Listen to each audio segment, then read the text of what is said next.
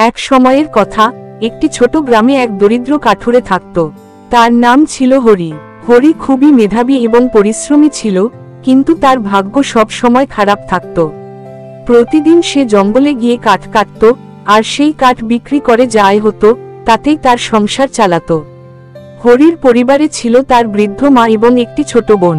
তাদের নিয়ে হরির জীবন খুবই কষ্টে কাটছিল। একদিন হরি জঙ্গলে কাঠ কাটতে গেল। সেদিন আকাশে মেঘ করছিল, আর হালকা বৃষ্টিও হচ্ছিল। হরি গভীর জঙ্গলে ঢুকল, যেখানে সে আগে কখনো যায়নি। হঠাৎ সে একটি আশ্চর্য পাখি দেখতে পেল। পাখিটির পালক ছিল সোনার মতো উজ্জ্বল, আর তার চোখ দুটি যেন মণির মতো জ্বলজ্বল করছিল।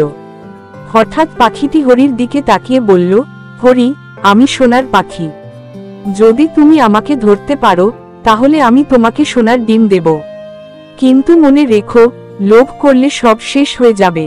হরি প্রথমে ভাবল সে হয়তো স্বপ্ন দেখছে, কিন্তু পাখিটি আবার বলল, হরি, সময় নষ্ট করো না। যদি তুমি আমাকে বিশ্বাস করো, তাহলে আজই তোমার ভাগ্য পরিবর্তন হতে পারে। হরি পাখিটিকে ধরল। পাখিটি সত্যিই তাকে একটি সোনার ডিম দিল। হরি সেই ডিম বাজারে নিয়ে গেল এবং সে বিক্রি করে অনেক টাকা পেল। তারপর থেকে সে প্রতিদিন পাখিটির কাছ থেকে সোনার ডিম পেতে লাগল। ধীরে ধীরে হরি ধনী হয়ে উঠল। সে তার পরিবারের জন্য একটি বড় বাড়ি বানালো, নতুন জামাকাপড় কিনল, আর তার মা এবং বোনের সব ইচ্ছা পূরণ করল। গ্রামের লোকেরা হরির এই পরিবর্তন দেখে অবাক হয়ে গেল। তারা জিজ্ঞাসা করল, হরি, তুমি এত ধনী কিভাবে হলে? হরি বলল, আমি আর গরিব থাকব না। কিন্তু একদিন হরির মনে লোভ আসলো। সে ভাবল, যদি আমি পাখিটির সব সোনার পালক তুলে নিই, তাহলে আমি আরো ধনী হয়ে যাব। আমি তখন রাজার মতো বিলাসী জীবন যাপন করতে পারব। এই ভেবে হরি পাখিটির পালক তুলতে গেল। পাখিটি চিৎকার করে বলল, হরি, তুমি লোভ করলে, আমি তোমার কাছে থাকব না।